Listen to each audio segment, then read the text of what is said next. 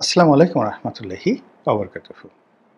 সম্মানিত দর্শক, ৮০-র দশকে যে সকল চমৎকার হিন্দি গানগুলো মানুষকে আন্দোলিত করত, বিশেষ করে আমার যে গানগুলো হিন্দি গানগুলো খুব ভালো লাগতো, তার মধ্যে বেশ কয়েকটি গান।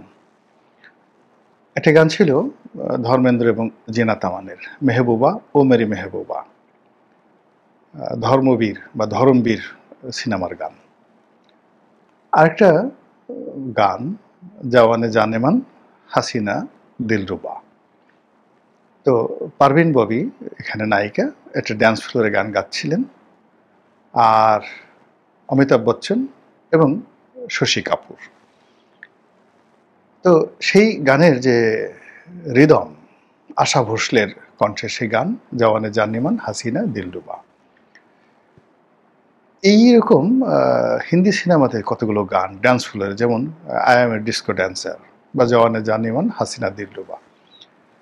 এরকম মেলোডিয়াস গান হিন্দিতে, বাংলাতে বা এশিয়ার সাবকন্টিনেন্টে খুব অল্প আছে।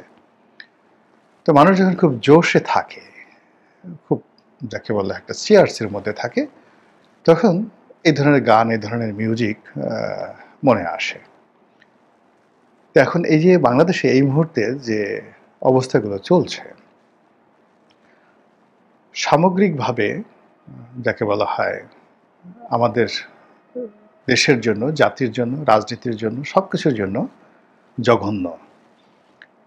কিন্তু আমরা যারা এখানে মোরারলেস গত ১৪ মাস ধরে সরকারের বিভিন্ন কর্মকাণ্ড নিয়ে সমালোচনা করছি, তাদের অনেকের কাছেই এখন এই সরকারের সাম্প্রতিক যে কর্মকাণ্ড, এই কর্মকাণ্ডে আমরা এতটা বিনোদিত হচ্ছি, এতটা যাকে বলা হয় আমরা মজা পাচ্ছি, যা এই ঐক্যমত্য কমিশনের যে রিপোর্ট, জুলাই সনদ স্বাক্ষর এবং এই রিপোর্ট তৈরি করা এবং প্রণয়ন এবং প্রধান উপদেষ্টার কাছে এটা সাবমিট এবং এর পরবর্তীতে এটা নিয়ে যে রাজনৈতিক দলের যে নেতা কর্মীদের মধ্যে যে বিরূপ প্রতিক্রিয়া এবং তাদের অসাধারণ সব মন্তব্য, এগুলো দেখে এই গানের কথা মনে পড়ল, 'জওয়ানে জানেমান হাসিনা দিলরুবা'।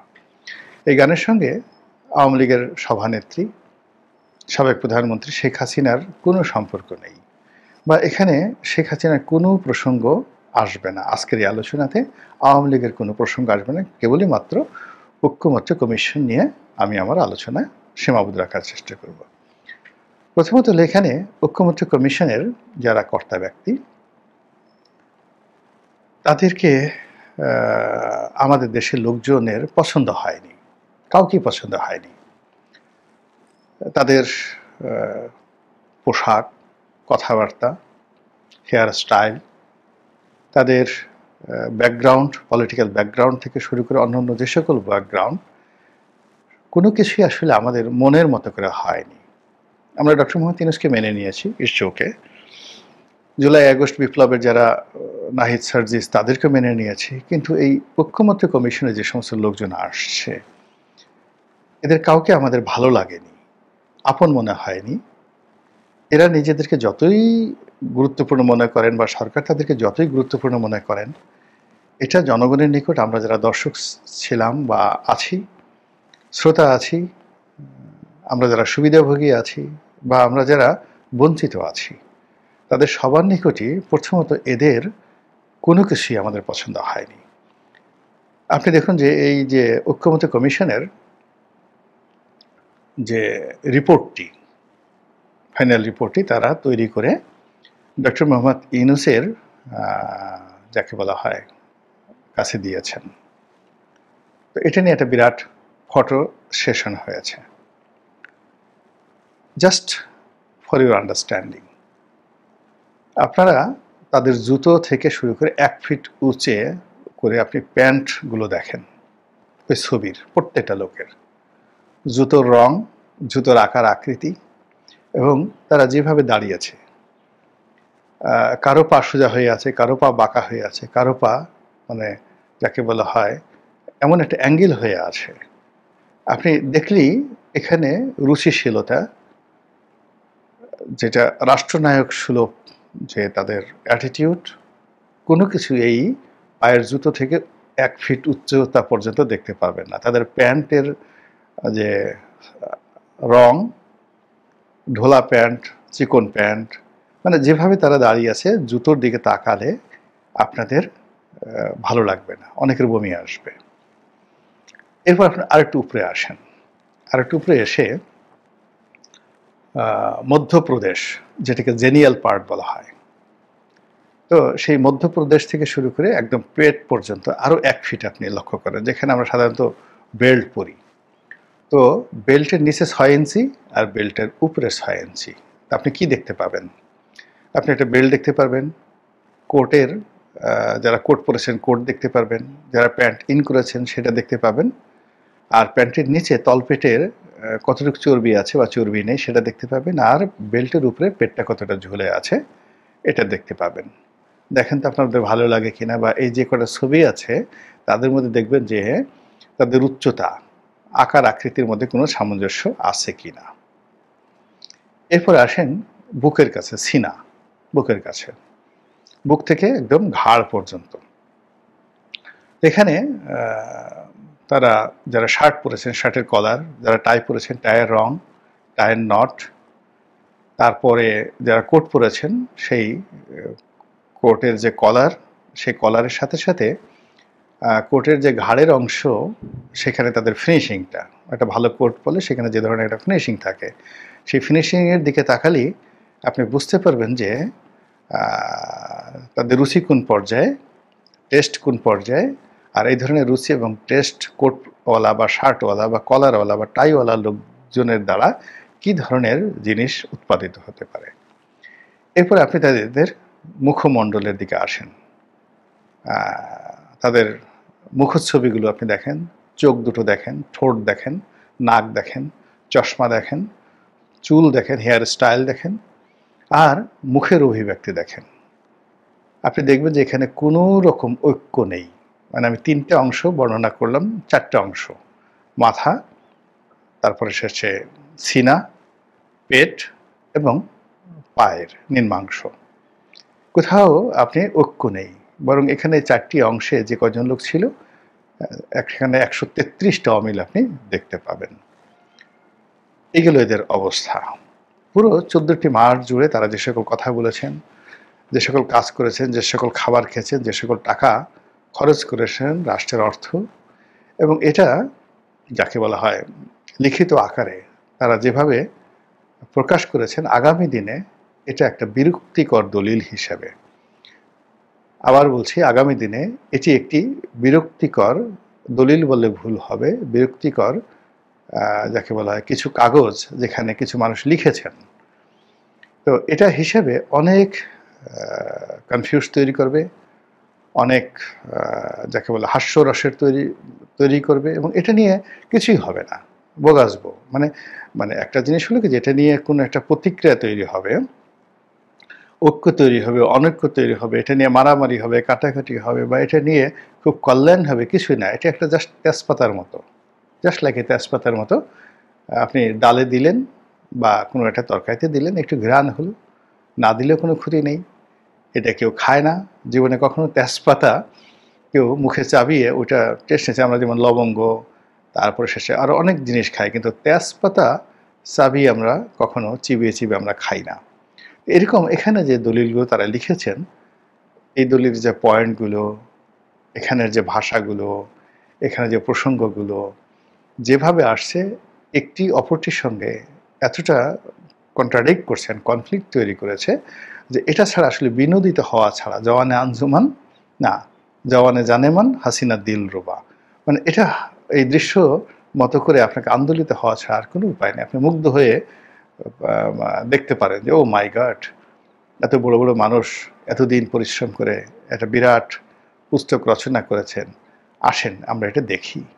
কিন্তু আপনি সেটা পড়তে পারবেন না, সেটা অনুসরণ করতে পারবেন না। ফলে এটাকে আপনি যদি, মানে আমাদের সমাজে আমি জীবনে কখনো মাকাল ফল দেখিনি, কিন্তু আমি শুনেছি যে এটা দেখতে অতিশয় সুন্দর, কিন্তু এটা খাওয়াও যায় না, আর ভিতরে এটার মধ্যে কোনো কিছু নেই, মাকাল ফল। তো এরকম একটা জিনিস। এখন আমাদের সমাজে দুটো ফল, যেমন ধুত্রা ফল বা মাকাল ফল। মাকাল ফল দেখতে সুন্দর, আর ধূতরা দেখতেও বিশ্রী আর ভিতরে বিষ। এখন ওই যে তারা যে পেপার ওয়ার্কটা করেছে, এটার বাইন্ডিংটা, কভারটা, ভিতরের যে গ্রাফিক ডিজাইনটা কেমন হয়েছে এটা আমি এখন পর্যন্ত দেখিনি। তবে ভাষা যে ভালো হয়নি এটা স্পষ্ট বোঝা যায়, কারণ ওখানে যারা আছেন, বদিউল আলম পত্রপত্রিকা লেখালেখি করেন, কোনোদিন তার লেখা এই মাথা থেকে ও মাথা পর্যন্ত পড়া বা 100 ওয়ার্ড পড়ার মতো আগ্রহ আমাদের সমাজে কারো হয়েছে যে বদিউল আলম একটা লেখা লিখেছেন, ওটা নিয়ে আলোচনা হয়েছে। আলী রিয়াজ সাহেব বাংলাতে অনেকগুলো পত্রপত্রিকা লিখেছেন, কিন্তু মানে এদেরকে সবসময় প্রথম আলো বা কয়েকটি পত্রিকা খুব সুপারম্যান বানানোর চেষ্টা করেছে, কিন্তু কখনোই তাদের লেখা মানে ওরকম আমি স্মরণ করতে পারি আলী রিয়াজের লেখা। আমি নিজে অনেক আগে থেকে অনেক বই পুস্তক পড়ি, অনেক লেখকের লেখা মুখস্থ বলে দিতে পারি। আমি 6-7-এ পড়েছি অনেক ধরেন কলাম, আমার এখনও সেই লেখাগুলো মনে পড়ে। দেশ পত্রিকা আমি অনেক ছোটকাল থেকে পড়তাম, ভারতের যে সাপ্তাহিক দেশ পত্রিকা। তো সেখানে অমলেশ ত্রিপাঠী, তারপরে শিশির ভাদুরী, অনেক বিখ্যাত বিখ্যাত লোকের লেখা, সমরেশ মজুমদারের লেখা, সুনীল গঙ্গোপাধ্যায়ের লেখা, নীরজচন্দ্র চৌধুরীর লেখা এখনও ভাসে। এমনকি ডক্টর মোহাম্মদ ইউনূস একবার একটা লেখা লিখেছিলেন, তিনি যদি দুর্নীতি দমন কমিশনের চেয়ারম্যান হতেন। অসাধারণ একটা লেখা কিন্তু ছিল। তার অন্য কোনো লেখা আমি আকর্ষণীয়ভাবে আমাকে জাগায় না, কিন্তু ওই লেখাটা খুব চমৎকার একটা লেখা তিনি লিখেছেন যে তিনি যদি দুর্নীতি দমন কমিশনের চেয়ারম্যান হতেন তাহলে কী কী পদক্ষেপগুলো নিতেন, সেই জিনিসগুলো তিনি লিখেছিলেন, পড়েছিলাম। তো এখন ওখানে যারা যারা আছেন মানে তাদের কারোরই লেখা জীবনে পড়ে, যেমন মনির হায়দার সাংবাদিক, কিন্তু মনির হায়দারের কোনো রিপোর্ট আমি দেখেছি, পড়েছি এরকম আমার কোনো ঘটনা মনে নেই। তিনি টকশো করতেন, আমার সঙ্গে তিনি টকশো করেছেন, তো কথা বলেছি, কথা শুনেছি, কিন্তু তার কোনো কথা মানে এভাবে স্মরণ করব আমি, রেফারেন্স আসবে বা কোনো কথা পত্রপত্রিকায় আসবে ওইরকম কোনো ঘটনা নেই। ওখানে মিস্টার আইয়ুব আছেন, জামাতের একজন জামাতপন্থী সাবেক সচিব, মতিউর রহমান নিজামীর সাহেবের পিএ ছিলেন, তিনিও ওখানে আছেন। আরেকজন সচিব আছেন সরফরাজ সাহেব, বেশ বয়স্ক স্বরাষ্ট্র সচিব ছিলেন। এরকম যারা যারা ওখানে আছেন, তো তারা বিভিন্ন সময় লিখেছেন, অনেক লেখা লিখেছেন পত্রপত্রিকায়, কিন্তু মানে তাদের সুখপাঠ্য নয় কোনো একটা লেখা। কাজে ওটা মানে জুলাই সনদে সত্যিকার অর্থে ড্রাফটটা কে করেছেন, বাংলা ইংরেজি কে লিখেছেন, কিন্তু এটা যে সুখপাঠ্য হবে না ওই লেখকদের দেখলেই বোঝা যায়। যেমন মানে আমাকে যারা একেবারে অপছন্দ করেন, কিন্তু আমি যদি দুটো কলম লিখি আপনাকে পড়তে হবে। হুমায়ুন আহমেদকে আপনি যতই অপছন্দ করেন, দুটো কলম লিখলে আপনাকে পড়তে হবে। আব্দুল গাফফার চৌধুরীকে যত অপছন্দ করেন, আপনাকে পড়তে হবে। তো লেখার এরকম একটা টান থাকে, তো এরকম টান ওখানে কারো নেই, যেটাকে একটা সুন্দর সাহিত্য হিসেবে মানে এই দলিলটি একটা সাহিত্য হিসেবে তৈরি হতে পারতো যদি ওরকম কোনো ভালো লেখকের হাতে এটা লেখানো হতো। তো এনিওয়ে এখন এই যে তৈরি করা হয়েছে, এটা নিয়ে এখন যারা সমালোচক তারা সমালোচনা করছেন, যারা রাজনীতিবিদ তারা এটার মধ্যে আশঙ্কা খুঁজে পাচ্ছেন। সালাউদ্দিন সাহেব তিনি এটার মধ্যে যাকে বলে অনৈক্যের সুর দেখতে পাচ্ছেন, এবং তিনি খুব অভিযোগ করেছেন যে যে সকল বিষয় আলাপ আলোচনা করেছি সেগুলোর বাইরে অনেক বিষয় এখানে সংযুক্ত করা হয়েছে। এটা অনেকটা সেই তত্ত্বাবধায়ক সরকারের যে বিলটা হলো, পাশ হলো, যে রায়টা হলো সেটার মতো ঘটনা। অর্থাৎ প্রাথমিক যেভাবে রায়টা দেওয়া হলো জাস্টিস খায়রুল, কিন্তু পরবর্তী তিনি যখন রায় লিখলেন তিনি অনেকগুলো জিনিস পাল্টে দিয়ে মনের মতো করে শেখ হাসিনাকে খুশি করার জন্য অনেক কিছু লিখে দিলেন। তো এখানে আসলে ওইরকমই কিছু একটা হয়েছে বলে অনেক অভিযোগ করার চেষ্টা করেছেন। এনিওয়ে এটা এখন প্রিন্ট হয়েছে, এটা জমা হয়েছে, এখন এটি নিয়ে একটা উৎসব হবে, এটা বিতরণ হবে, লোকজন পাঠ করবে, এটার ভিত্তিতে গণভোট দেওয়ার চেষ্টা করবে। এক গ্রুপ বলবে হ্যাঁ গণভোট লাগবে, আর এক গ্রুপ বলবে গণভোট লাগবে না। তো এগুলো নিয়ে অনেক কিছু হবে, অনেক কিছু হবে, কিন্তু শেষ পর্যন্ত মানে কিছুই হবে না।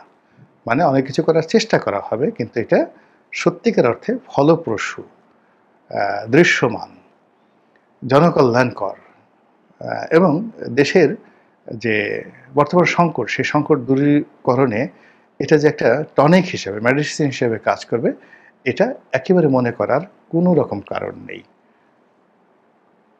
মহান আল্লাহ আমাদের সবাইকে হেদায়েত দান করুন এবং হেফাজত করুন। আসসালামু আলাইকুম ওয়া রাহমাতুল্লাহি ওয়া বারাকাতুহু।